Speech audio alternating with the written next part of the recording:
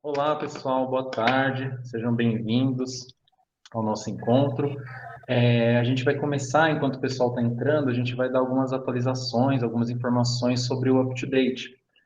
Lembrando que o UpToDate é uma base de dados gigantesca que a gente pode usar tanto na unidade quanto fora, é só fazer o cadastro, então todo servidor tem acesso, e aí a Márcia ela vai dar algumas informações para a gente, beleza? Depois a gente começa com o nosso encontro sobre controle social, vai ser bem bom. Então vai lá, Marcinha. Boa tarde. Conseguem me ouvir bem? Boa tarde. Tá excelente, Márcia. Então tá ótimo. Então, pessoal, eu vou falar um pouquinho aqui para vocês sobre o UpToDate, né?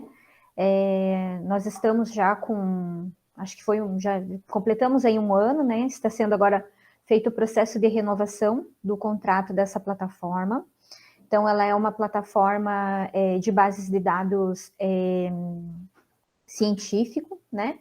E vocês têm livre acesso. Então, ela é uma plataforma que está sendo adquirida aqui com recurso da Escola de Saúde, uma plataforma cara, né?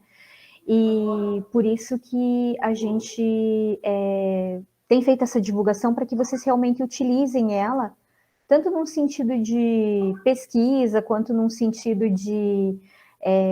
da prática clínica, né? Então, isso ajuda bastante também no momento em que vocês estão, né, atuando ali junto ao paciente, para que vocês possam fazer consultas rápidas, e até ali tem quais são os relatórios que mostram que existem impactos até na tomada de decisão do profissional.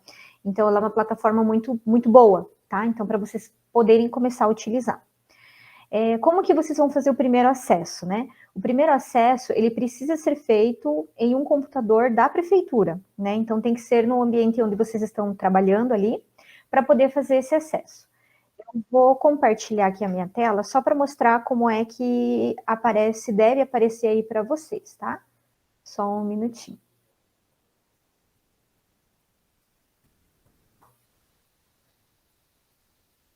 Apareceu para vocês?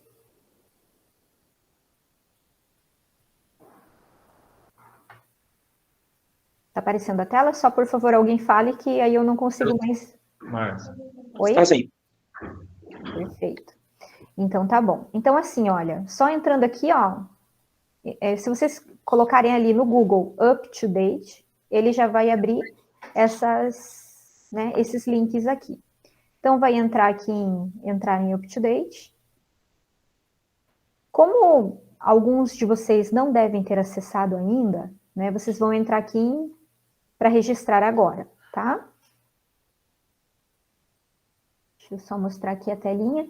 O meu já está aqui, né, porque eu já fiz o meu cadastro, mas ele é bem simples, né? Vocês vão colocar o e-mail, o país, daí aqui não precisa estar colocando a cidade, aí a especialidade que vocês são, né? A profissão, e vão criar um login aqui e uma senha, tá bom? Quando vocês criarem o login e senha, vocês vão entrar, eu deixo que o meu já está aberto aqui. Vão entrar e vai abrir essa página aqui. Mudou aí para vocês?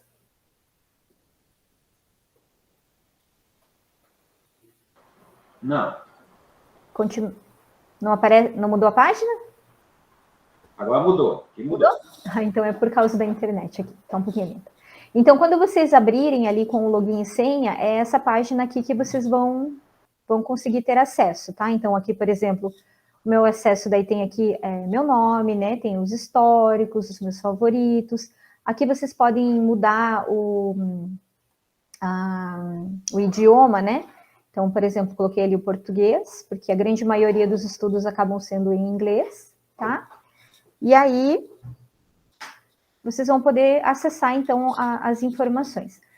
Ele é bem didático, né? Para vocês poderem fazer a busca das informações. Então, aqui, ó, por exemplo, em conteúdo, tem novidades, atualizações sobre mudanças na prática, informação sobre medicamentos, orientação ao paciente, tópicos por especialidades, autores e editores, tá? Então, para cada um deles ali, você consegue ter acesso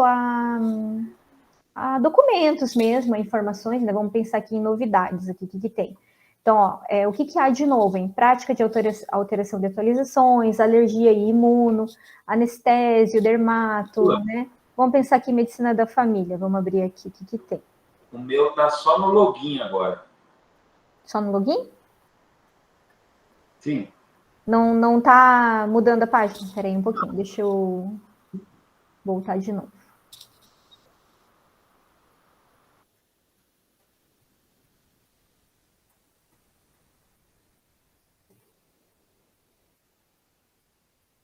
Apareceu agora para vocês? Agora sim. Agora sim. Apareceu, então tá bom. Então eu cliquei, né, aqui, ó, em novidades, né? Entrei aqui em medicina familiar. O que tem de mais novo, né, sobre isso? Então, aí eles vão mostrando aqui, ó, foi atualizado em julho de 2023. Aí vai falar, né, ó, aspirina pode aumentar o risco de sangramento, sobre dor crônica, tá? Então, tudo que vocês quiserem de mais atual, vocês vão acabar encontrando aqui no UpToDate, tá? Então, ela é uma ferramenta super legal de ficar fazendo buscas realmente. Além de toda essa parte aqui, né, vamos pensar aqui, orientação ao paciente, porque quando a gente fez o contrato, eles informaram para a gente, tem até informações que vocês podem, de materiais que vocês podem fornecer para o próprio paciente, né? Então, aqui, ó, como usar inalador, algumas coisas que são bem básicas que vocês podem, inclusive, fornecer para o próprio paciente, tá? Deixa eu ver aqui se ele abre. Tem vídeos aqui? Apareceu para vocês? Preciso fazer alguma coisa para preparar o inalador do meu filho? Oi?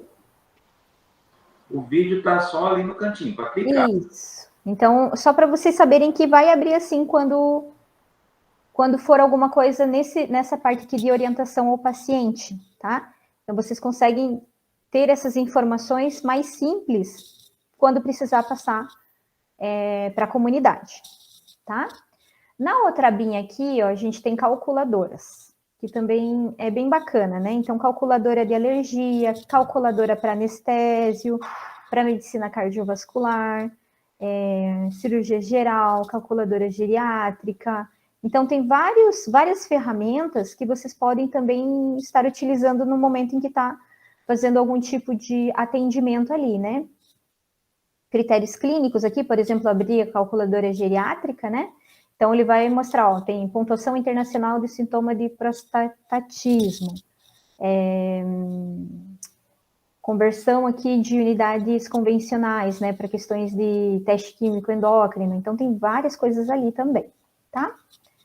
Na terceira abinha aqui, ó, a gente tem interações medicamentosas. Então, é possível também colocar, né, o nome aqui do medicamento, e aí vocês vão fazer a busca ali também sobre, enfim, o que tiverem de dúvidas ali. Vou ver aqui. Voltando. Esse daqui, caminhos do UpToDate, também tem algumas informações. E aí vocês podem colocar aqui também, onde tem aqui, nessa lupinha aqui, o que vocês gostariam de pesquisar, se vocês têm alguma dúvida, né? Então, por exemplo, a gente está trabalhando bastante aqui com questões de cuidados paliativos, vamos pensar aqui. Coloca lá, clica. Ele vai te trazer também uma série de artigos, né, de informações que vocês podem estar utilizando, tá? O bacana aqui também é que vocês podem compartilhar e vocês podem exportar para PowerPoint, podem passar ele para PDF. Então, vocês conseguem também compartilhar essas informações, tá? Aqui no UpToDate também, vocês...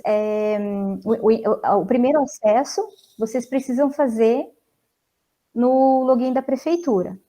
Depois que você fez esse primeiro acesso, aí você consegue acessar o UpToDate do teu computador particular, do teu celular, né? Enfim, esse primeiro acesso que precisa ser feito no computador da prefeitura, e a cada 3 meses vocês precisam atualizar, né?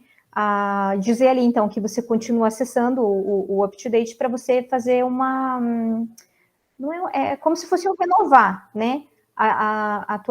O teu login ali, tá bom? Mas aí vocês conseguem ter acesso tranquilamente a tudo que vocês desejarem ali, e é uma plataforma realmente que ajuda bastante, principalmente na prática clínica, quanto se vocês quiserem fazer a parte de pesquisa, quem está na fase de trabalho de conclusão de residência, tudo isso ajuda bastante no momento de fazer a pesquisa, tá? Não sei se ficou claro, Vini, gostaria que falasse mais alguma coisa. Deixa eu ver aqui se tinha mais alguma coisa.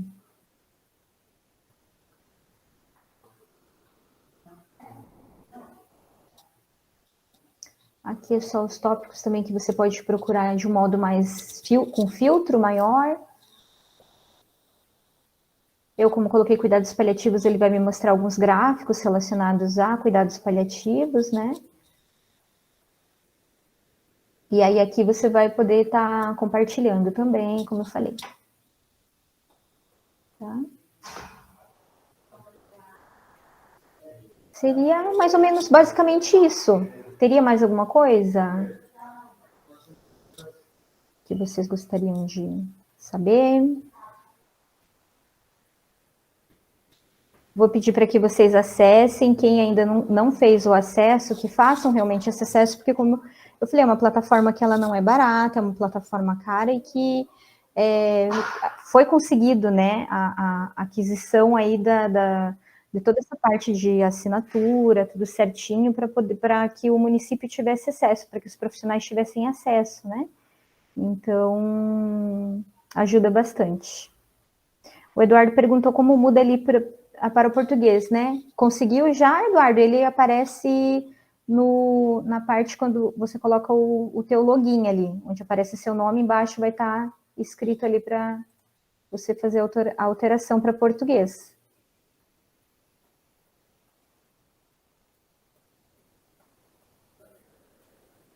Deu certo?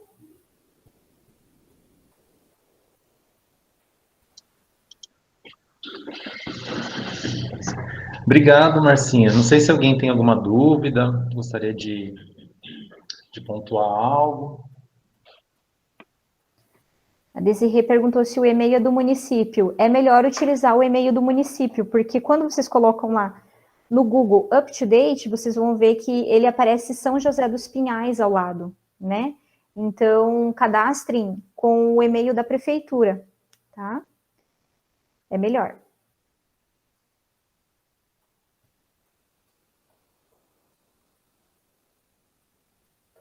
O celular que ficou em inglês? Eu nunca acessei do celular ali, Eduardo, mas era para ter a opção ali quando você clica no teu usuário ali. Deixa eu ver. Aqui, quando aparece aqui, ó. Não sei se aí no celular ele aparece esse iconezinho aqui com o seu... É para estar o seu nome, depois que você fez o cadastro, e aqui.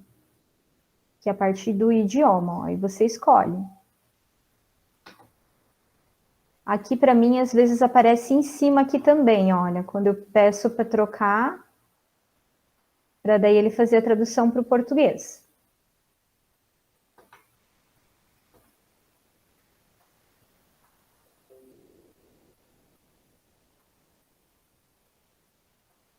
A Raquel já falou que usa, né? Que é uma ótima ferramenta.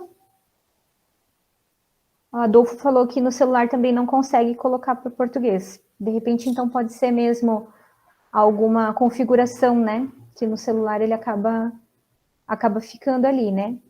Mas no computador, bem tranquilo ali, gente. Vocês conseguem fazer a troca do idioma, tudo direitinho, e ele é muito prático, realmente. E como tem a lupinha ali, vocês conseguem pesquisar tudo que vocês quiserem, né, ali na plataforma, tá? Então, aproveitem, porque realmente a cada ano a gente vai tentar fazer a renovação, mas, enfim, como ele é pago, então a gente sabe que vai depender também dos recursos que o município tem, enfim. Mas esse ano, né, eu confirmei que a gente conseguiu, tá bom? e aproveitem ao longo desse ano para utilizar a plataforma, tá bom? A Júlia só perguntou aqui de novo, é lá no login, Júlia, tá? No login aqui, quando aparece seu nome embaixo. Tá bom? Qualquer dúvida, pessoal, nós estamos aqui na escola, tá bom? Se precisar de ajuda para fazer o primeiro acesso, só procurar a gente ali. Certo? Muito obrigada, pessoal. Boa palestra.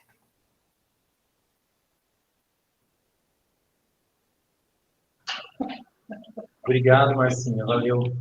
Então, pessoal, vamos usar essa ferramenta aí que a gente tem, é excelente para atualização, e dá para usar na clínica mesmo, para verificar qual que é a melhor conduta, sempre muito atualizado, então vamos utilizá-lo. E hoje, agora vamos começar nosso encontro, nós estamos no 23º encontro já, lembrando que é toda a última sexta-feira dos meses, e hoje a gente tem o prazer de receber a Olga aqui. A gente vai conversar um pouquinho sobre controle social, sobre participação comunitária, e a Olga com uma experiência incrível nessa parte, veio compartilhar com a gente. E, putz, é um prazer gigantesco, e eu vou deixar ela se apresentar aqui para vocês, tá bom? Vamos lá. Bem-vinda, Olga. Obrigada. Tem que olhar para a câmera para vocês acharem que eu estou olhando para vocês. Na verdade, para olhar para vocês, eu tenho que levantar a cabeça. Né? Boa tarde, tem as colegas aqui, os colegas. Né? E, meu nome é Olga Estefânia, eu trabalho na Secretaria de Estado da Saúde. Eu não vou dizer há quantos anos, para vocês não fazerem as contas dos dedinhos, para descobrir a idade da mulher. Mas, assim, já atuo... hoje, já tem, acho que 2011, tem 12 anos, 12 anos só que eu estou na Escola de Saúde Pública do Paraná. E eu sou enfermeira sanitarista, né, e tenho aí uma trajetória acadêmica, fiz especializações, fiz mestrado, fiz doutorado, minha tese, inclusive, de doutorado foi com uma pesquisa aqui em São José dos Pinhais, no Jardim Jurema, né? Estava eu muito curiosa, né, para saber por que São José dos Pinhais foi o município que mais aumentou a população, né, num determinado intervalo de tempo, e aumentou assim assustadoramente. Isso tem uma repercussão muito grande, vocês sabem disso, né, para as políticas de saúde, que é o nosso mirante, né? Nosso mirante é a saúde. Então, eu vim, né, bastante para cá, a gente estamos fazendo algumas relações, de conhecimentos e tal, e muito também pela questão do controle social, né? Da cochicha para nós também. Não? Não, a gente está tentando colocar a tela para aparecer para todo mundo. Mas você está aparecendo, Olga. Não tem. Eu vou deixar, mas esses slides são só para ajudar na memória. Não precisa muito. Mas pode deixar. Ó, você já está compartilhando. Olha lá. Está vendo ali embaixo? Sim. Já tá, não sei se o pessoal está enxergando. Mas. Aí. Então, e aí, já quando a gente, em 88, né, que foi a certidão de nascimento do Sistema Único de Saúde, já a movimentação, óbvio, que para chegar até na Constituição de 88, a gente teve que ter uma mobilização gigantesca no país, dadas as nossas, né, condições territoriais. A gente quase todo o continente da América do Sul, né? Então, obrigada. Nós tivemos já que fazer esse trabalho bastante. Eu digo nós, porque eu tive a oportunidade de participar desse processo de mobilização, para que a gente tivesse essa certidão de nascimento. Ela não saiu da cabeça de senadores e deputados, não. Ela saiu da mão do povo, né? E isso a gente tem muito orgulho em falar, porque nós construímos um sistema de saúde, que é, de fato, não é só único pela origem, que a gente pode resgatar um pouco disso, mas porque ele é único no mundo. Não é? A gente, às vezes, não consegue ter essa dimensão, mas dá um orgulho danado na gente falar sobre isso, porque foi fruto da união, da força, no meio de tanta diversidade, né, que a gente é composto, que a população nossa é composta, a gente conseguiu chegar num consenso de que nós teríamos que ter um sistema organizado dessa forma. E eu sei, eu não vou aqui ensinar o padre a rezar missa, até porque eu não sou católica, não sou religiosa, mas assim, é uma força de expressão, né? Eu falo, de falar, pregar para convertidos, já ouviram falar nisso? Eu vou pregar para convertidos. Então, vocês são as doutoras, os doutores em organização do sistema de saúde. Né? Quero muito até ouvir, e quando eu coloquei ali roda de conversa, é porque a metodologia que nós abraçamos é exatamente aquela que fala que eu não sou dona do saber, né? Eu tive uma caminhada que é minha, e essa história eu carrego e trago aqui para a gente poder discutir sobre esses saberes e essas práticas que eu adquiri nesses anos todos, né? Não só de trabalho profissional, mas de participação no envolvimento da organização das políticas de saúde. E também vocês têm essa, assim como eu tenho, vocês também têm. Então, não me cabe aqui dizer que eu que sei, vocês não sabem nada, não. Né? Eu que fiz, vocês não fizeram nada, absolutamente. Então, é uma troca, isso é uma roda de conversa. Insisto muito naquele pensamento, naquele conceito de que só pode ensinar quem aprende. Né? E só aprende quem ensina. Né? Tem momentos que vocês estão lá com a população e ela acabou de dizer, olha, tem aqui uma linguagem mais acessível, caso vocês queiram, né, passar essas informações para a comunidade, caso necessite e tal. Então, isso significa que nesse momento é você que está fazendo esse papel, né, de facilitador do acesso a esse saber. Né? Então, é nesse patamar que eu me coloco, dizendo para vocês assim, que é uma honra muito, mas muito grande estar aqui de novo, em São José dos Pinhais. Você que o caderninho desinveja para o início aqui, esse caderninho aqui foi um presente que eu ganhei do Conselho Municipal de Saúde de São José dos Pinhais. Porque volta e meia eu estou aqui, né? Inclusive, vamos fazer já a propaganda, né, Vinícius? Pode.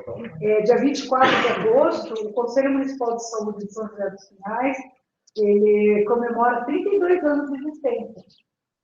E vai fazer uma solenidade, convidando, inclusive, os municípios próximos aqui. É óbvio que toda a população que está envolvida aí com o controle social, e trabalhadores de saúde também para participar. Vai ser lá na Câmara Municipal, às 18 horas. Né? Vai estar as autoridades, né, dos municípios estarão presentes e tal, e eles acabaram de fazer o presidente do Conselho Municipal de Saúde, o Jamaica, e a Fernanda, que é aqui da Escola de Saúde Pública, me fizeram um convite para estar com vocês nesse dia. Então, gostaria de vê-las e de vê-los novamente lá. E a nossa roda de conversa hoje aqui é sobre esse sistema único de saúde que a gente construiu com muita garra, né? Vocês lembram, não sei se está passando para vocês aí, acho que não, né? Acho que deu uma... Aí, ó, acho que foi. Agora vai, né? Então, não vou falar todas essas coisas, porque vocês já sabem, né? Não, para eles? Ah, não? Ah, passou? Foi.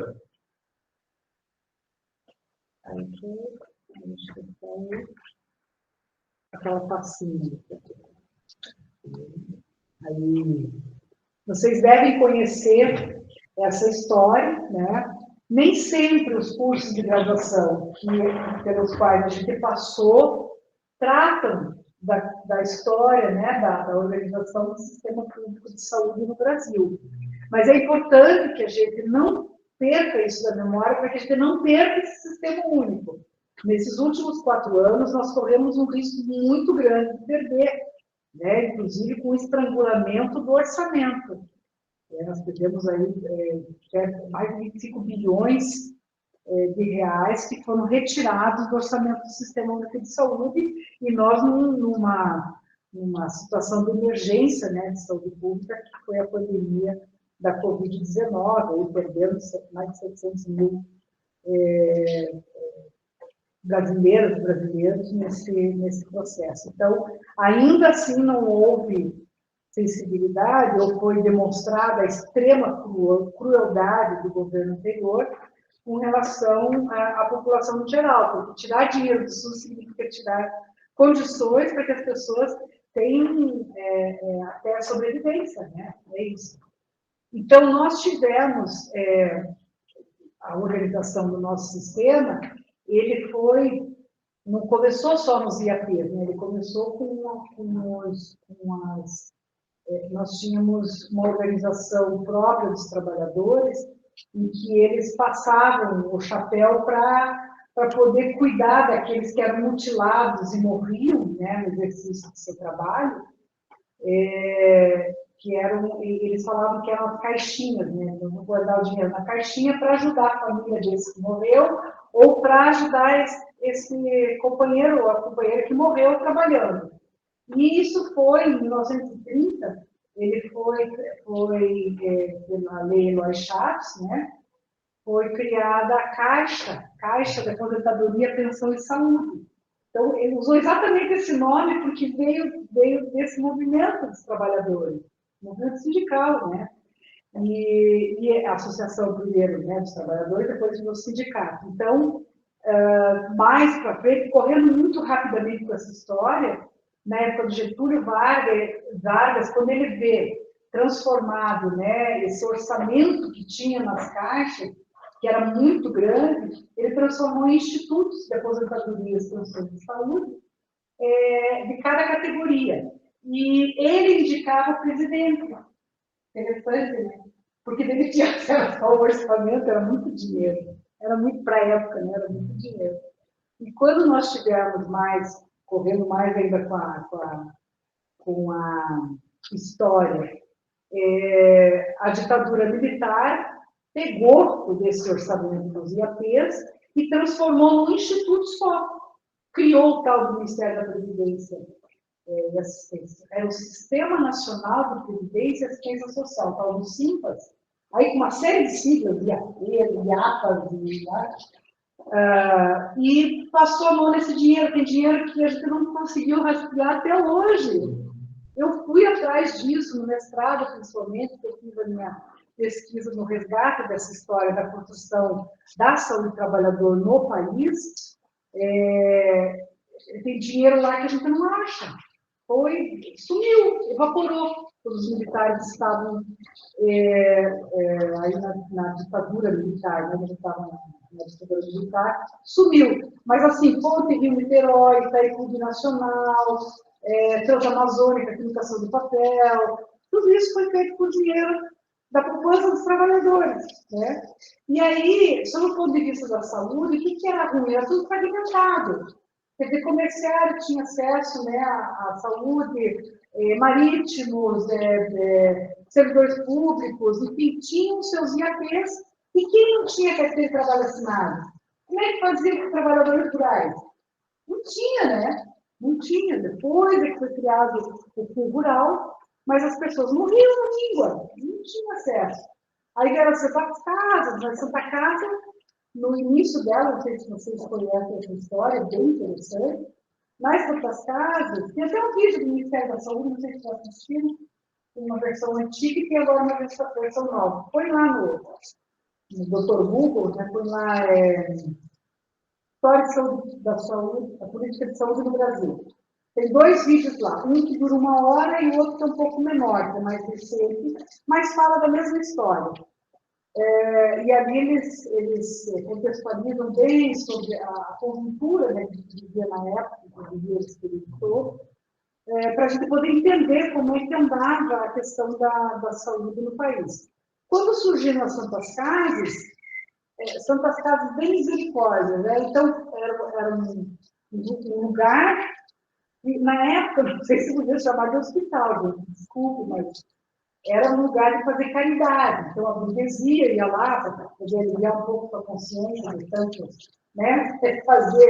Juntar suas riquezas das custas da exploração do trabalho do outro, até trabalho escravo, inclusive, né?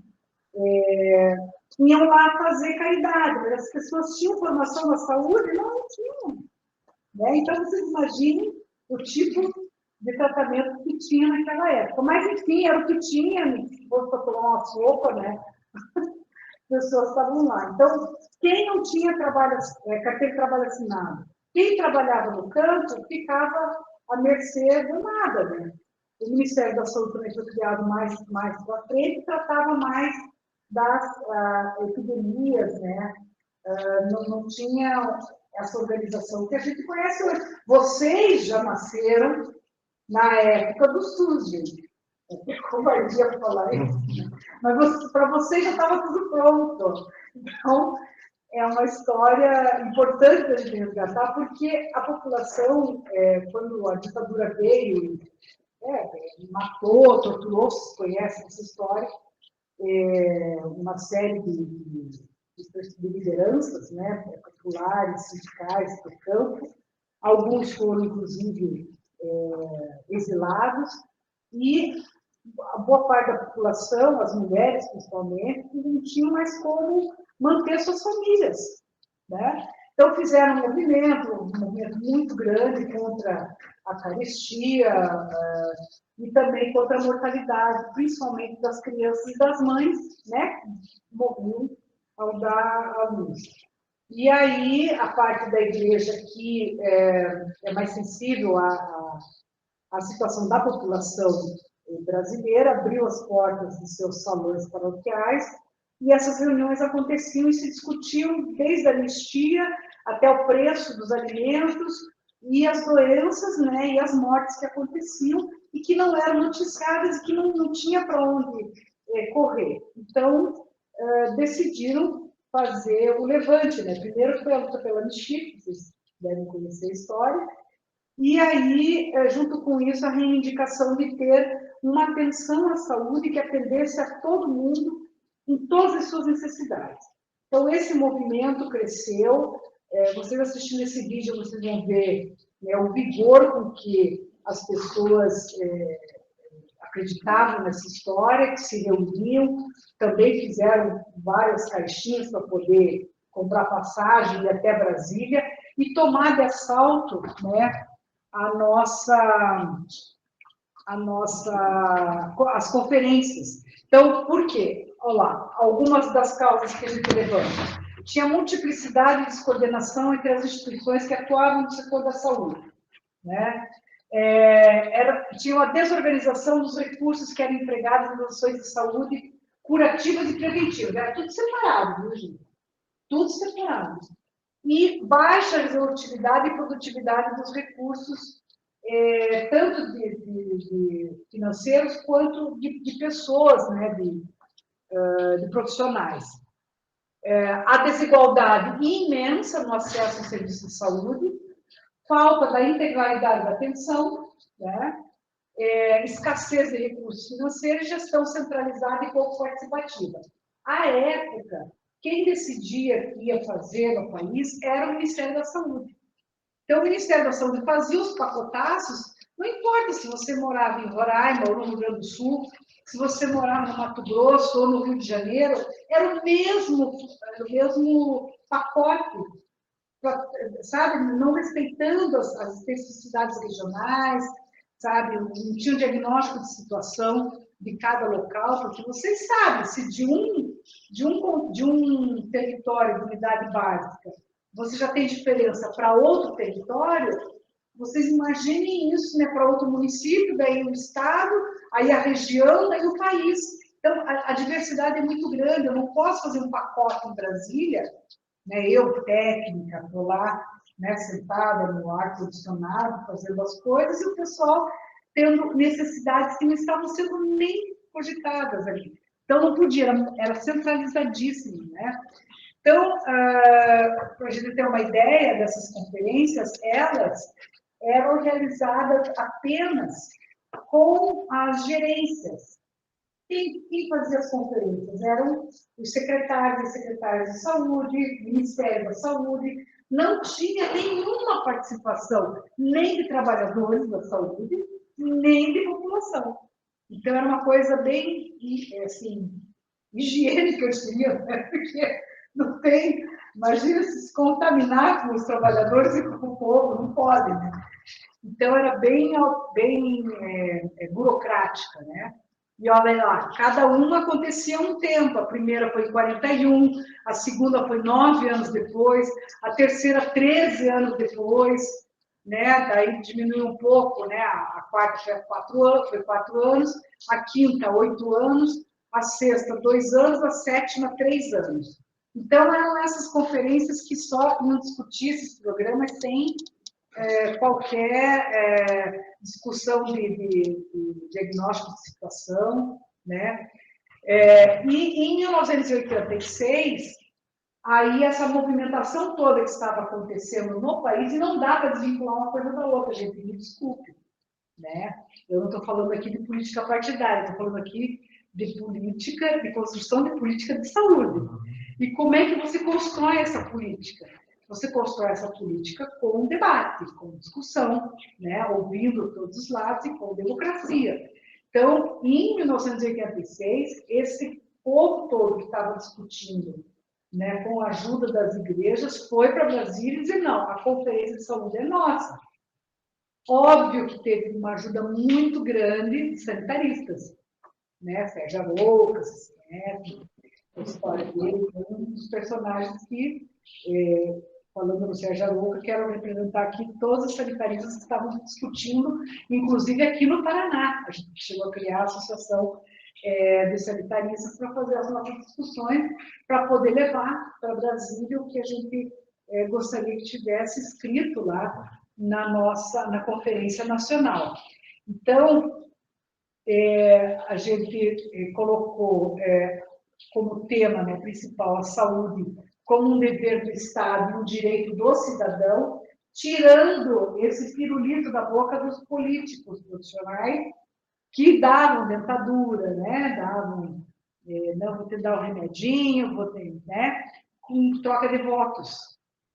Então, quando a gente transforma a saúde num direito, você tira o uso inadequado da saúde, né? O uso eleitoreiro da saúde, e coloca para a população o poder de decidir sobre isso, né?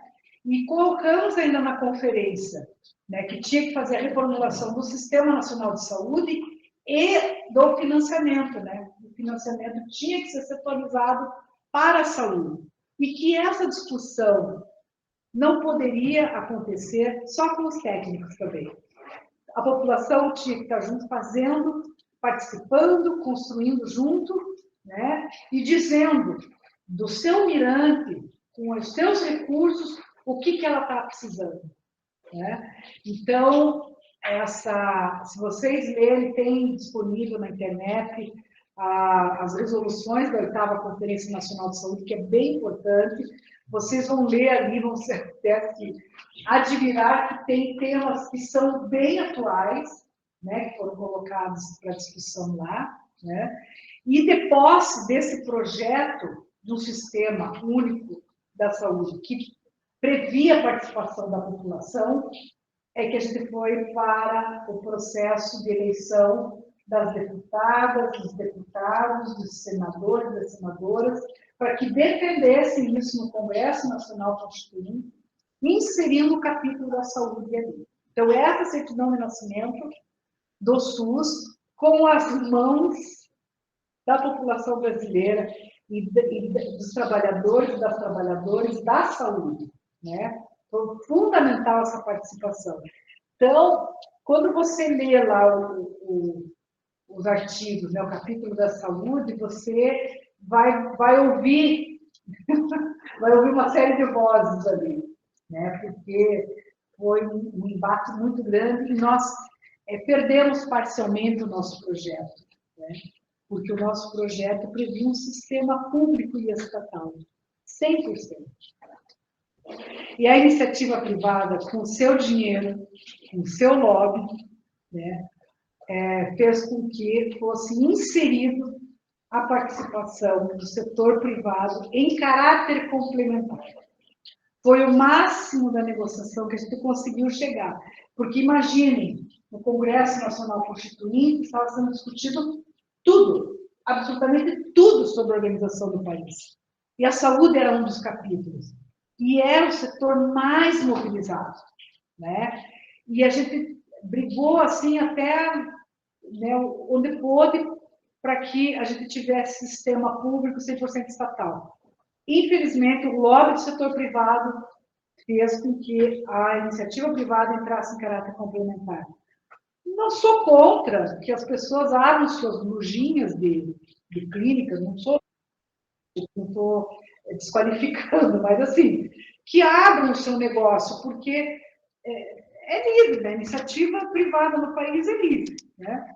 Então, que abra o seu negócio, não tem problema nenhum. Agora, a saúde, ela tem que ser pública e estatal com um sistema que é financiado pelo orçamento público.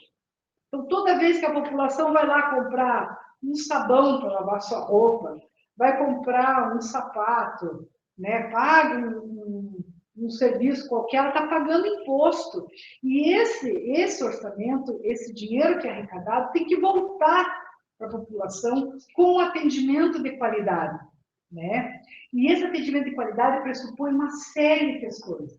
Inclusive, uma coisa que nós estamos lutando agora, já faz tempo, desde a Constituição de 88, que a gente quer um plano de cargos, carreira e salário que seja único do SUS.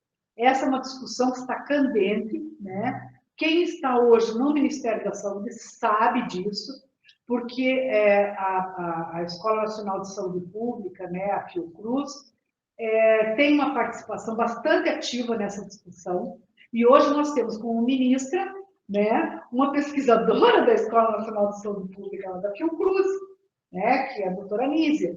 Então, a doutora Nízia sabe disso. Então, as pessoas que foram colocadas lá são estratégicas no sentido de defender as nossas propostas. Essa discussão voltou, quer dizer, ela não saiu da pauta, e nessa última conferência, né, que a gente teve, ela aconteceu, a 17ª conferência, 17ª, né? Estou errado, é isso? Mas também teve.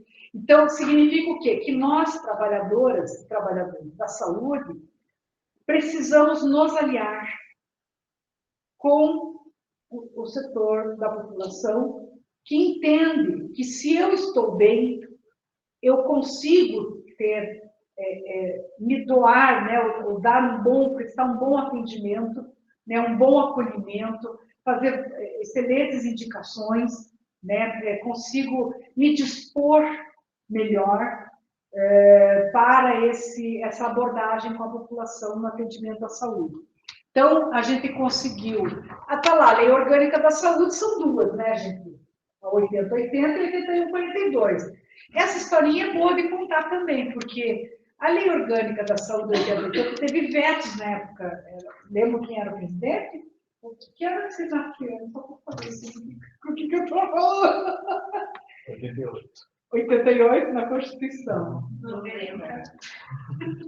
Junto com a Lei Orgânica. Então, não vou lembrar, né? A não ser que se interessem por história, mas, enfim, em 1990, nós tínhamos um super-herói no governo que se chamava Fernando Collor de Mello, né? Sujeito que andava de jet ski, de motos, eu deve me lembrar vocês aí alguma coisa, né? Então, o sujeito foi eleito porque ele ia fazer caça aos corruptos, tchau, os corruptos e tal, né? Caçador de Marajá. Caçador de Marajá, exatamente, esse sujeito. O que esse sujeito fez? Ele vetou 2 artigos da Lei 8080, justamente o que falava, né, da participação popular, que é da comunidade, que está na Constituição de 88, já regulamentava, né, a participação da população, e o financiamento, orçamento e financiamento. Por que será, né? Só pensar, bom, eu tenho muito setor privado e o setor público funciona bem, esse setor privado não vai ser tão grande assim, porque as pessoas não vão para o setor privado, vão para o sistema público.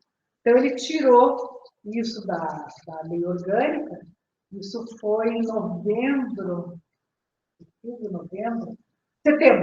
setembro, e a 8142 a gente conseguiu fazer, porque a gente sempre manteve plenárias de saúde regulares, e a gente fez pressão nos deputados para aprovar o que ele tinha vetado. Então, não podia ser na mesma lei, porque, né, aprovamos 8.142, que daí trata do orçamento e trata da participação da comunidade, né, no Sistema Único de Saúde. Então, ali tem mais o decreto, né, o decreto 7508, que regulamenta a Lei Orgânica da Saúde. É importante conhecer, viu, gente? Então, está lá, o SUS tem esses princípios, né? Universalidade, equidade, integralidade, diretriz, descentralização, regionalização e hierarquização, resolutividade e participação da comunidade.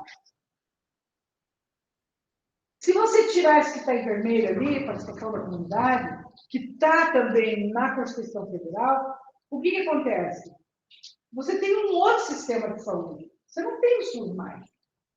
Porque o SUS tem esse perfil.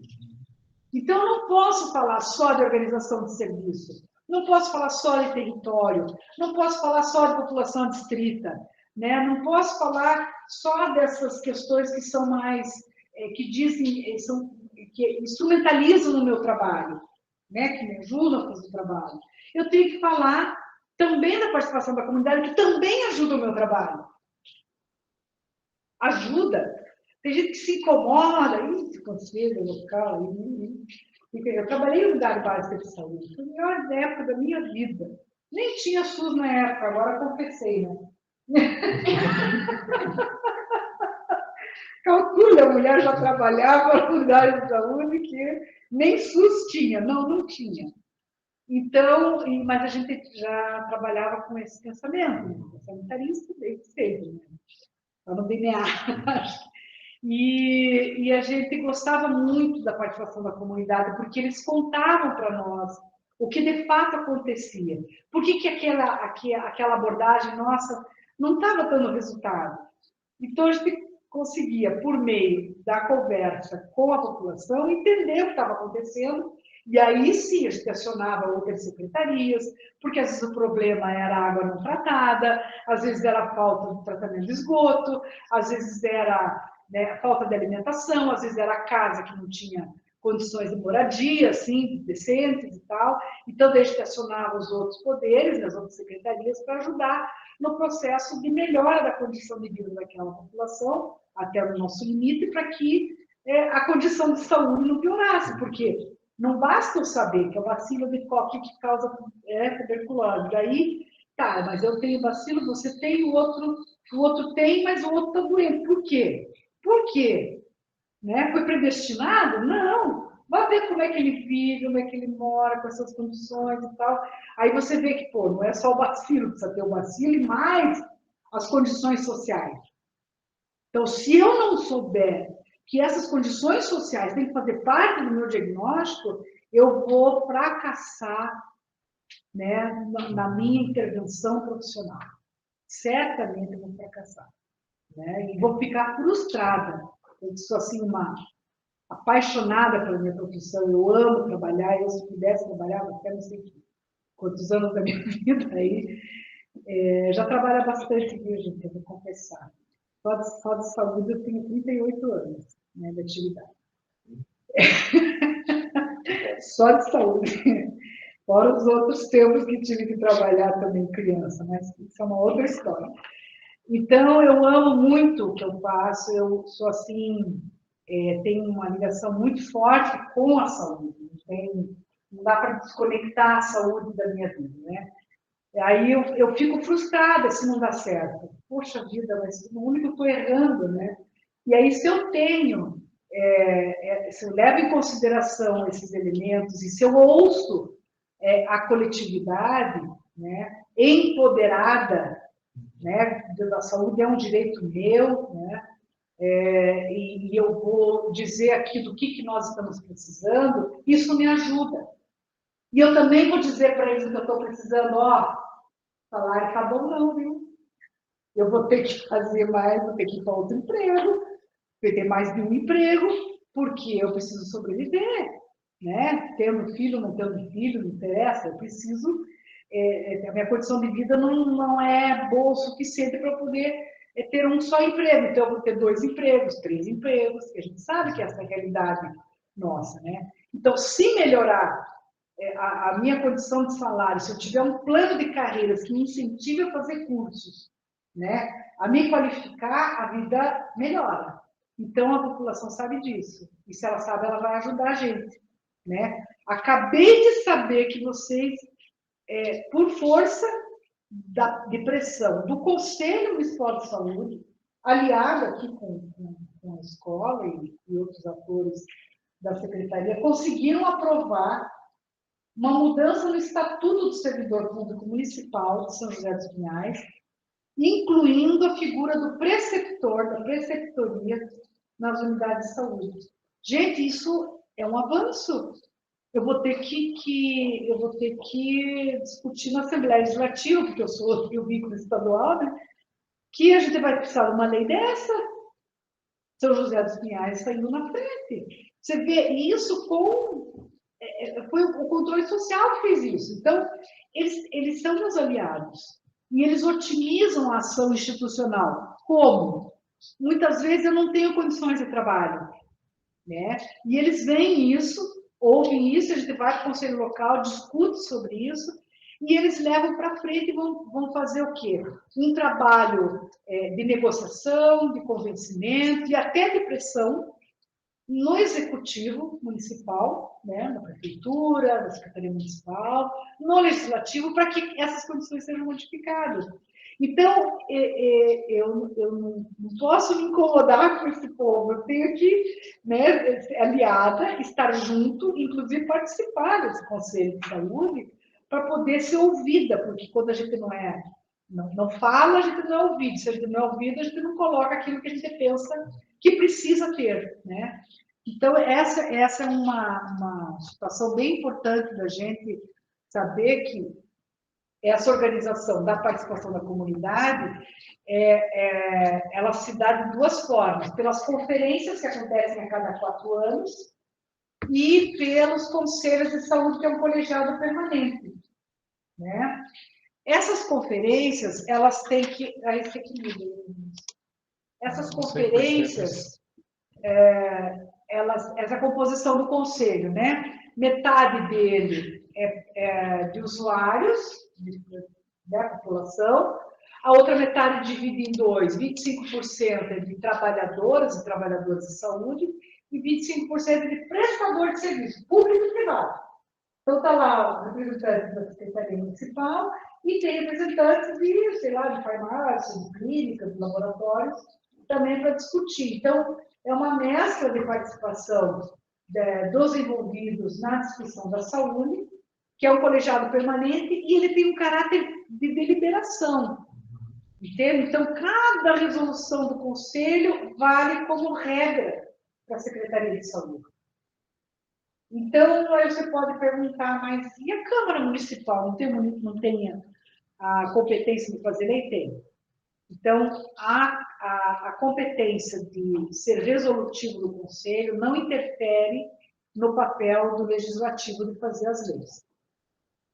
Vez por outra, olha, nós tínhamos, há anos atrás, no Paraná, o jateamento de areia, que vocês sabem que causa silicose.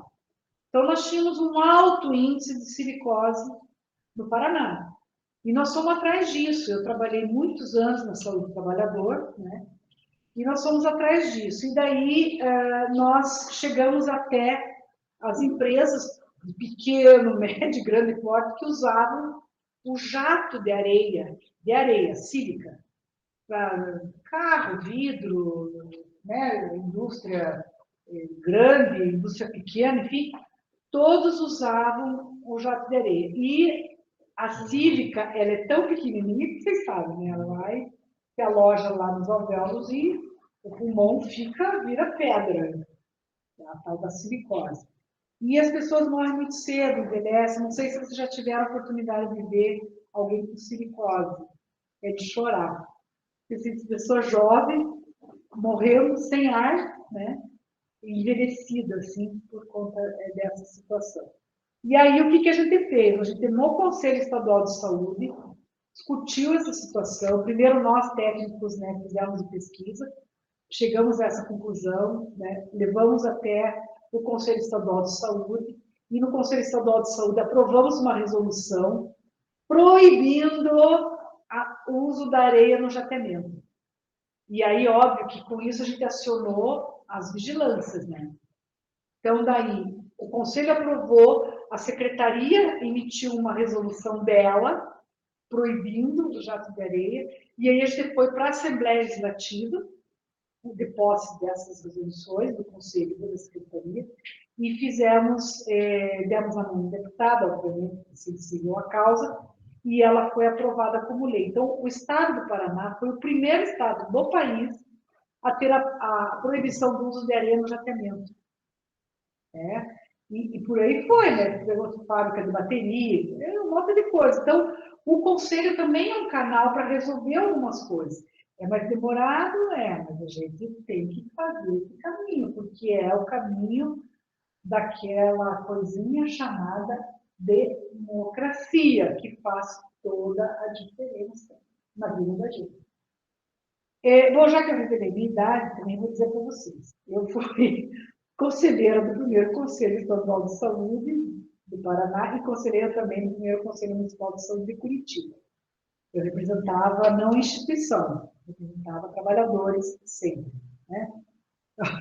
Primeiro o sindicato de enfermeiros, depois o Sindicato de Saúde.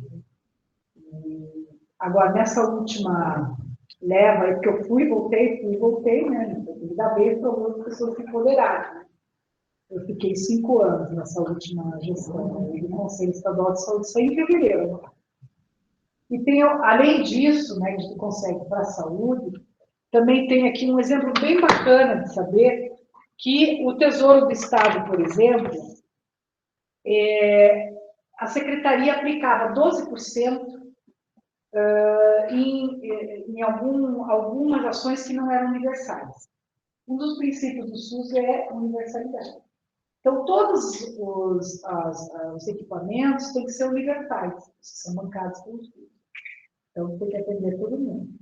E alguns que o Estado financiava não eram universais. Vou dar um exemplo, o Hospital da Polícia Militar. Né? Qualquer pessoa da população que fosse para o Hospital da Polícia Militar não era atendido. Mas se era da Polícia Militar ou familiar, era atendido. Eu sou contra. Lá isso tudo até hoje. Né? Mas não por dinheiro do SUS. O Sistema de Assistência à Saúde do Servidor do Estado, SAS, que nós temos, era bancado pelo SUS. Se qualquer outra pessoa que não é do Estado fosse até lá, entendeu? Bancário, vai lá para ser atendido, não é atendido. Então, não é universal. Então, por aí é fora. Então, a gente pegou todos esses elementos que o Estado colocava dinheiro e começamos a não aprovar as contas do Estado na saúde. Voto, declaração de voto para deixar registrado, que não podia, o Estado estava agindo com ilegalidade, e acionamos o Ministério Público. Colocamos toda essa documentação na mão do Ministério Público e dissemos, olha, esse dinheiro tem que retornar para o SUS. Depois de 23 anos, foi em 2000, né? O Ministério Público entrou com representação na Justiça e hoje o Estado foi condenado a pagar 18 bilhões para a saúde. Como que ele está fazendo? Isso é o orçamento do Estado. O que ele faz? 5 bilhões já foi transitado em julgado, então não tem como recorrer, 5 bilhões entram na conta da saúde agora. 5 está em andamento o processo judicial e 4,5 ainda está em negociação, que talvez tenha modificação e tal. Então, eles estão se virando nos 30 lá para pagar as contas. Mas você vê, é dinheiro para poder, né, fazer pagamento de saúde da família, né, fazer abertura de concurso público, né, melhorar as nossas estruturas, enfim. E isso com o papel do Conselho de Saúde. Então, assim, eu acho que a nossa inteligência, né, nos diz que a gente tem que ser, que a gente precisa ser aliado, participar e entender que essa participação ela é importante. Porque na conferência estadual, por exemplo, na conferência municipal, você precisa ter um diagnóstico de situação de saúde do município. Quem é que dá elementos para esse diagnóstico? A vigilância epidemiológica, né, gente? Que é ela que tem todos os recursos para poder nos dizer do que adoece em nós, pessoas aqui em São José dos Pinhais. Então, a população sabe que precisa desse saber, né? E nós sabemos que precisamos do saber da população, dizendo exatamente o que acontece nas comunidades onde a gente não consegue chegar, né? Em lugares que a gente consegue, a ação da família está aí para isso. Agora, São José dos Pinhais, acho que é o segundo ou terceiro município que contratou mais, que abriu mais vagas para mais médicos. Está no top 3. Está no top 3, né? Então, tudo isso ajuda. 105 vagas. 105 vagas, importante. Então, eu já falei mais que a mulher da cobra, então está aqui, ó. Conselho de Saúde, para cumprir suas funções, a gente levantou, né? Tem que ter disposição para reconhecer a importância, boa vontade, entusiasmo, tem que ter competência, conhecimento e informação por meio da educação permanente de saúde, então o controle social faz esse projeto, né, de educação permanente de saúde, capta recursos, Escola de Saúde Pública aqui já fez vários cursos, né? O Conselho Estadual de Saúde também faz cursos, então tem que estar o tempo todo discutindo, né, aprimorando o controle social, tem que ter articulação com a sociedade, com entidades e instituições e mecanismos, né, que façam com que essa organização aconteça. Então, a gente pode aprofundar essa conversa com vários outros aspectos, né, da importância do controle social sobre a saúde. E, olha, nesses últimos 4 anos, eu vou dizer uma coisa para vocês acompanharam, não sei se vocês acompanharam, talvez, né, por conta das redes sociais, a gente tem até mais acesso. Mas se não fosse o Conselho Nacional de Saúde a bancar, né, toda essa discussão sobre as necessidades que nós estávamos passando, principalmente naquele momento, né, da pandemia 2020, 2021, se não tivesse feito pressão, denunciado internacionalmente, né, o crime sanitário que estava sendo cometido aqui no Brasil, nós ainda estaríamos sem vacina, porque o sujeito seria reeleito e nós estaríamos perdidos, perdidos, né? Então, o controle social ele tem essa importância fundamental no processo de construção e consolidação do Sistema Único de Saúde. Eu não tenho dúvida disso, né? Falei muito, né? Se alguém quiser perguntar, discordar, pode jogar ovo, né? Só o pessoal aqui pode jogar ovo. Ixi, pode falar.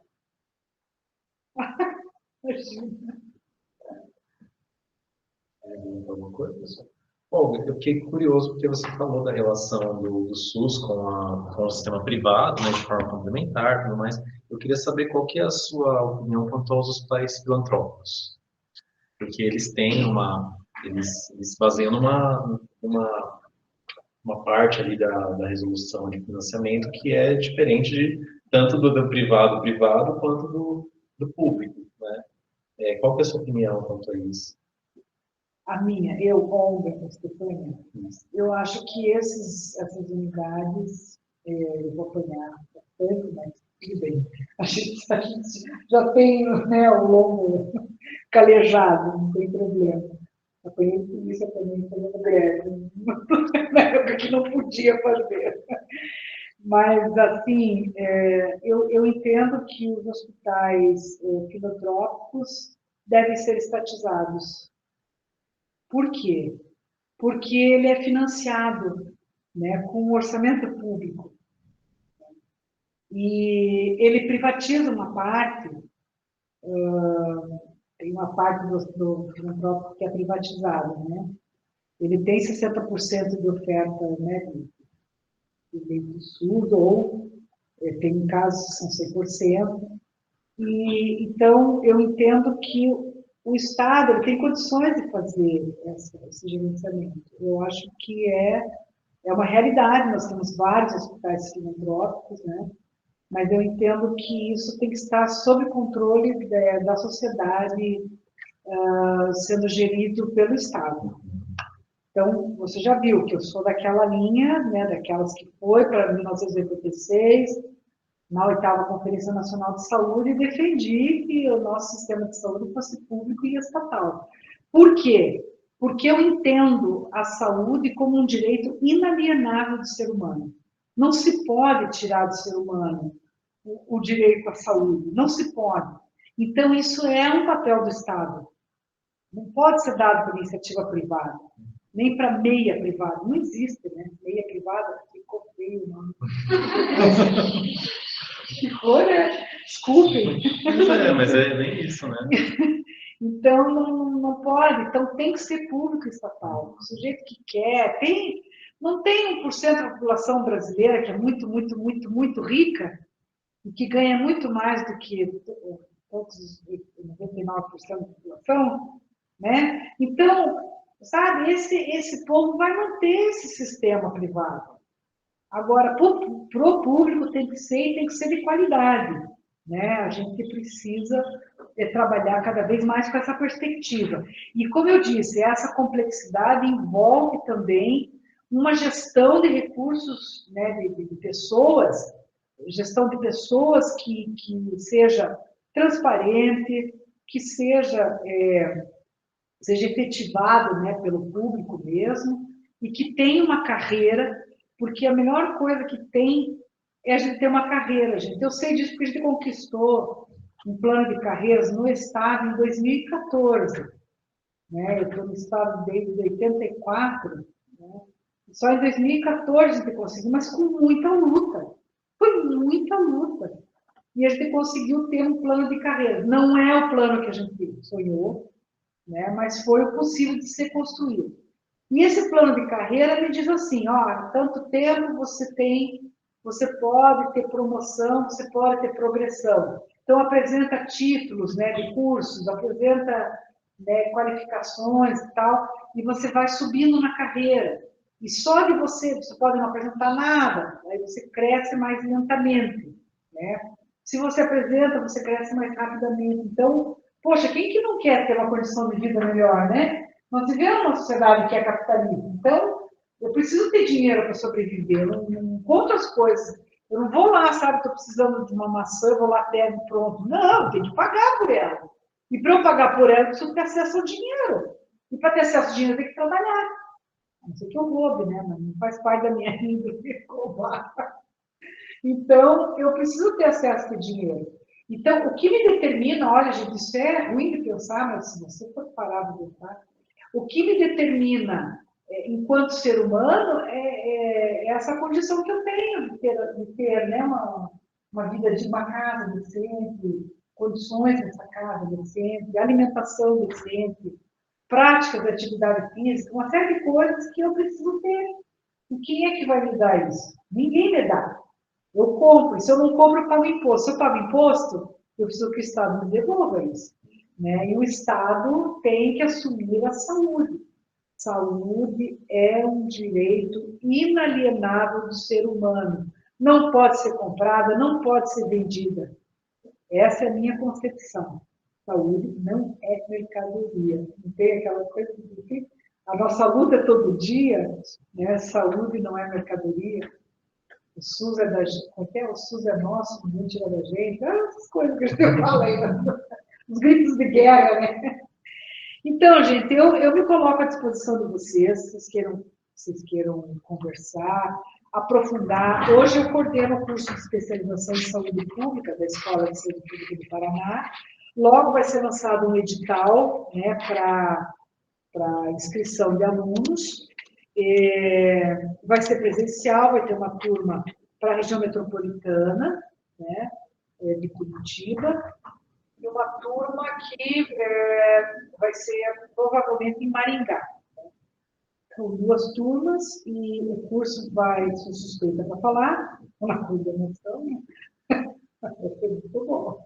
Vai dar bons debates. Está aberto, né? Ele vai, quando eu publicar o edital, é aberto para todo mundo.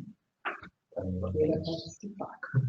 A Júlia falou aqui, Paula, sobre os hospitais filantrópicos, né? Lembrando que, assim, a gente está falando de Santa Casa também, né? De Santa Casa, de Horácio Guedes, mas está falando, por exemplo, do Einstein, né? Que é o hospital filantrópico também. Então, assim, tem coisa que a gente precisa realmente discutir aí, né? Tem que discutir. E a Júlia falou assim, concordo, acaba virando um grande ralo de recursos aplicados, mas não adequadamente utilizados. Trabalhei no hospital filantrópico que faliu. Entre aspas mesmo, né? Aspas. Porque a prestação de contas, até bem pouco tempo deles, não era obrigatória, né? Porque era filantrópico. Então, você vê o quanto nesses anos todos esse orçamento público foi para um lugar que você tem toda a razão, né? Foi para um lugar que a gente não sabe se existe. Existe, né? Mas a gente não sabe para onde que foi. O pessoal está querendo spoiler. Tem o link do curso já? Gostaria de saber mais a respeito do curso de saúde pública. Se tem o quê? Você já tem o link de... Não, ainda não. Fechando, e vai fechar nos próximos dias. E assim que publicar o edital, eu já passo aqui para vocês. Tem o contato do Vinícius aqui, né? E do Conselho de Saúde aqui também. Eu passo para vocês, não se preocupe, que vai ser bem divulgado, bem amplo, tá? A divulgação. Pessoal, alguma dúvida? Alguém quer fazer alguma pergunta aí? Fernanda. Fala, mãe. Paulo, eu queria, assim, claro, para a gente ficou bem, assim, claro a importância da gente chamar a população e conversar e discutir os temas relacionados ao território, assim como é importante a gente articular intersetorialmente, mas, assim, para o profissional que está lá na unidade agora, na atenção primária lá, e que tem uma dificuldade, quais seriam os caminhos, assim, que ele pode para iniciar esse processo de trazer o controle social, de trazer a participação comunitária para perto dele, e ele poder ajudar nesse sentido também? Olha, eu não sei se vou exagerar, mas eu penso que todas as unidades aqui têm conselho local de saúde, não tem? Sim. Tem, né? Então, eles têm uma reunião que é mensal, né? Precisa ver na unidade de saúde qual é o dia que acontece essa reunião. Eu entendo que essa reunião tem alguns lugares que acontece durante o dia e outros que à noite ou no fim de semana. Depende da realidade de cada lugar. A maioria dos conselhos aqui são à noite. São à noite. Isso. Então, é de ir até lá e começar a participar. Né? Chega, se apresenta, sou enfermeira do plano de saúde, sou médico do plano de saúde e tal. E já começa a participar. É bom, eu sou muito suspeita para falar, porque como a gente participou do processo de mobilização para a criação desses conselhos, então eu não consigo imaginar o meu trabalho sem o controle social, né? Inclusive, vários cursos de capacitação que teve lá na escola foi com controle social. E estando no conselho, também nós fizemos um projeto para a capacitação de conselhos via união aí da escola. Então, ir na reunião do conselho, e eu estou dizendo suspeito para falar, porque eu acho importante isso, ir até a reunião do conselho e começar a discutir as coisas, né? De boa, como a gente diz aí, né? A criançada fala de boa, se discutir de boa. Alguém escreveu alguma coisa, não sei se... A Júnia falou assim, eu falei se as unidades, perguntei se as unidades tinham, né, conselho local, falou, tem não. Ou até tem, mas Campo Largo da Roseira e do Container não se reúnem. Ah, é? Ih, rapaz. E o que Tá você bom, acha né? sobre o conselho se reunir na própria unidade? Mas é na unidade que você... Quer Normalmente dizer, né? a minha experiência de reunião na unidade. Uhum. Agora, a escola de saúde está sempre aberta, se a pessoa quiser se reunir, e também, sei lá, um lugar, um salão paroquial e tal, se não presta para usar. A associação de moradores também tem lugar para se reunir, né? Quando eu fiz a minha pesquisa lá no doutorado em Jurema, por exemplo, a gente usava a sede da Associação de Moradores, tinha pastoral ali, a pastoral também usava a sede da Associação de Moradores. No último dia 14 de julho, tivemos reunião do Conselho Local da UBS e subiu. Do Campo Largo. Não, é? Do Campo Largo da Roseira. Uhum. Campo Largo da Roseira. Aí, gente, dia 14 de julho teve reunião. Teve reunião. Provavelmente seja em agosto agora, se seguir, né? Procura ver o calendário, alguém da unidade deve ter participado. Sim. Tem que pedir, quem que participou, quando que é a próxima reunião, já vê o calendário. Ó, finalmente a luta é que não foi em vão, valeu. Então, gente, o Conselho Municipal de Saúde também se reúne uma vez por mês e tem um calendário fixo. Eu acho que vocês têm que entrar e começar a participar. Sim. Conselho Municipal de Saúde, de São José. O estadual se reúne na última quinta-feira do mês. Ele se reúne, estava rodando aí nos hotéis, mas ele se reúne na Secretaria de Estado da Saúde, ali na Engenheiros Vedossos com a Piquiri. Todas as reuniões de conselhos são abertas, não pode dizer, você não pode participar. Não, não existe isso. Todo mundo pode participar, inclusive do estadual, do nacional. O nacional põe o link da reunião, né? Quem tiver curiosidade de participar da reunião do Conselho Nacional de Saúde, tem que ter paciência, porque a do Conselho Nacional acho que dura 2 dias. Acho. A do Estado dura o dia inteiro. Aqui do município acho que é um meio período. É um aprendizado, sabe? É um aprendizado. Vale a pena. Mais alguma coisa, gente? Fiquem à vontade para perguntar, vamos aproveitar esse momento. Vocês são... Receptores de medicina. Tudo agora entrou no estatuto. Vocês todos são residentes? Não. Receptores. Olga, eu já vi algumas críticas quanto ao conselho se reunir dentro de um equipamento da gestão. Entendi. Você acha que isso não é problema, até porque está todo mundo jogando junto ali, né? Não. Também não. Ai, também não. Está todo mundo jogando junto. Não vejo problema, a não ser que tenha algum ponto de porque de alguma forma pode ser uma pressão, né? Pode e é. Pode Uhum. e é. Então, o que pode ser feito é reunir na associação de moradores, pode reunir no salão, sei lá, de qualquer igreja, enfim, dentro de um bando e tal, pede lá a licença, lá, quer se reunir, faz a negociação e vai, se tiver essa pressão. E você tem razão, o conselho local ele é muito mais exposto a essa pressão, porque está ali na cara, não chama mais autoridade sanitária, como é que chama a chefia do posto? Na unidade de saúde. Gerente, aqui a gente chama de coordenador. Coordenador Da unidade. O coordenador ou a coordenadora pode, se não tiver esse espírito democrático, vai fazer esse tipo de pressão mesmo na população. Eu já vi disso em Curitiba, mas assim... Eu digo assim, joga junto porque o objetivo deveria ser o mesmo, né? Mas normalmente tem conflito. Tem conflito, e aí eu vi, daí denunciei e a conferência local foi anulada, né? Porque eu fui até o Ministério Público, eu não admito isso. Pegava a população dizendo, não, você vota aqui, você vota aqui.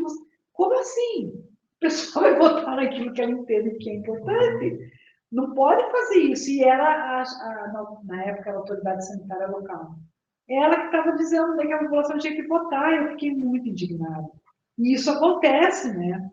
E ela ficou muito indignada comigo, mas eu não estou nem aí para o basquete. Não estou nem aí para o basquete. E fui em frente e aquela conferência foi anulada, não pode. Então, se no local, eu acho que é importante até, você tem razão, dar essa autonomia para o conselho poder falar o que quer, o que precisa ser falado, né? O Conselho Municipal de Saúde também. Esse é um assunto importante para a gente debater uma outra oportunidade sobre a autonomia do controle social. O que a gente aprovou há uns anos atrás?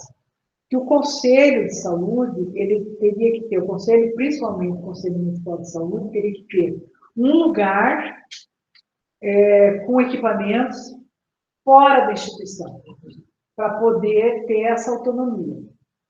Nós fizemos a fiscalização em vários municípios. Tinha lugar que os equipamentos sumiram. Mas sumiram como? Alguém levou para casa? Não. Estava na Secretaria de Saúde. Aí nós fomos lá e não, isso aqui não é teu. Se não te pertence, isso é do conselho, vai lá para o conselho. Né? Fizemos capacitação para os conselhos mexerem, né? Porque isso aqui, vocês já nasceram com isso aqui na mão, né? Com o celular na mão. Então. Mas a boa parte da população não teve oportunidade, né? Então, a gente faz capacitação para que eles aprendam a mexer com a informática, né?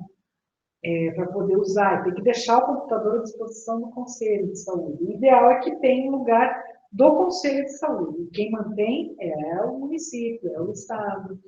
Né? Veio dinheiro do Ministério da Saúde para comprar esses equipamentos, veio todo o Ministério da Saúde.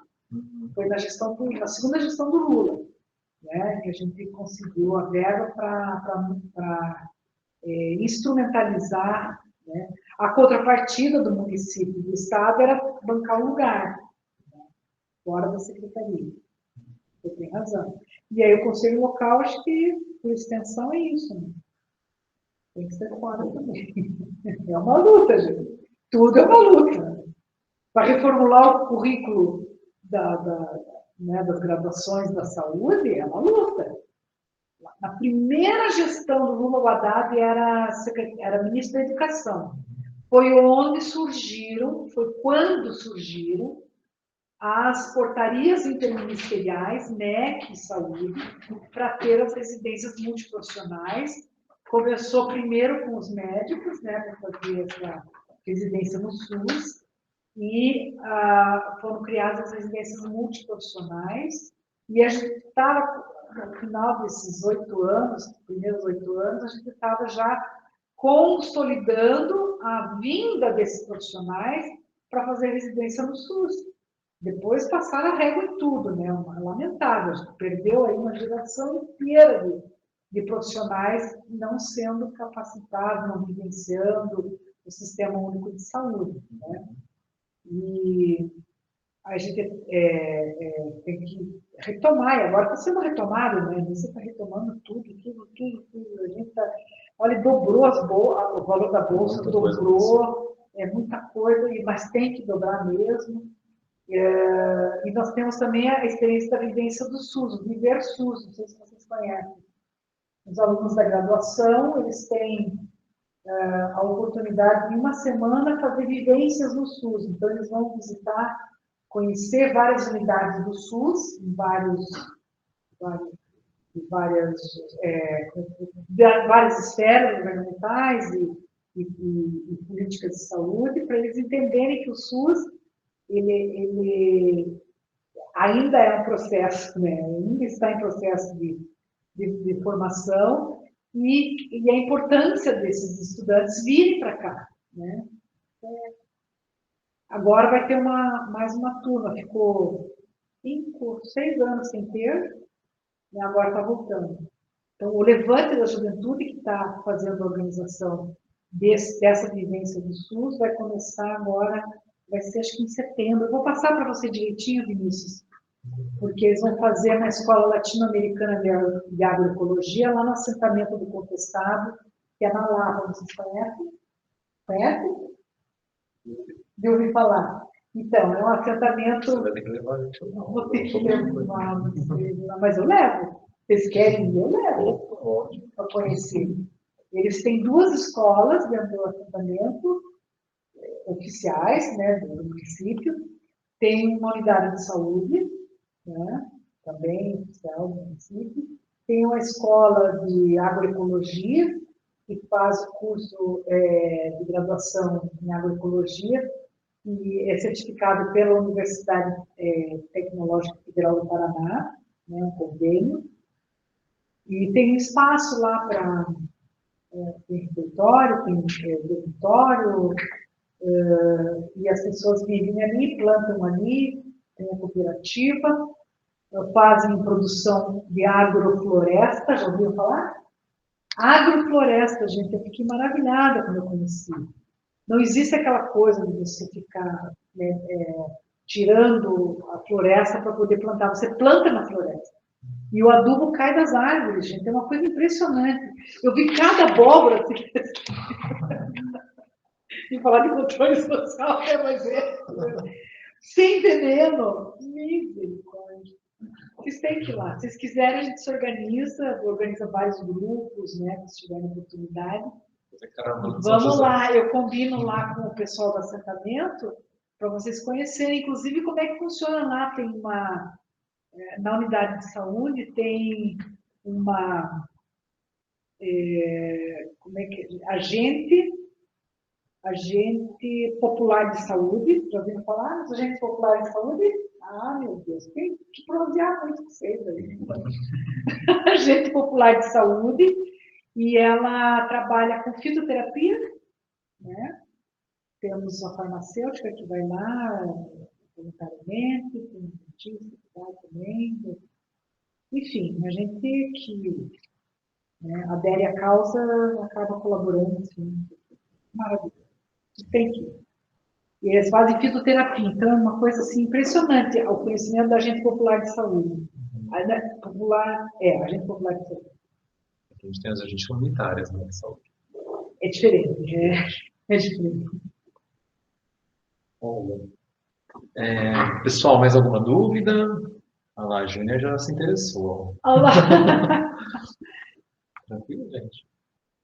Quer ir na caravana, Júnia? Vamos lá, bora lá, bora lá. Pessoal, então, queria agradecer demais a Olga. Nossa, foi incrível, uma honra mesmo te ter aqui com a gente. Vamos combinar mais vezes, né? Porque tem muito que a gente conversar ainda. E, pessoal, não esqueçam aí de acessar o link que está no chat para a presença, tanto para a presença quanto para o certificado, tá bom? E é isso. Muito obrigado. Espero que tenha sensibilizado o pessoal quanto à importância do controle social, né? A importância da participação comunitária e que nós também podemos fazer diferença nisso. Então, vamos lá, cada um aí sabendo quando que os conselhos vão se reunir, né? Isso é importante também. É isso. Obrigada, gente. Foi uma honra muito grande estar com vocês. Muito obrigada.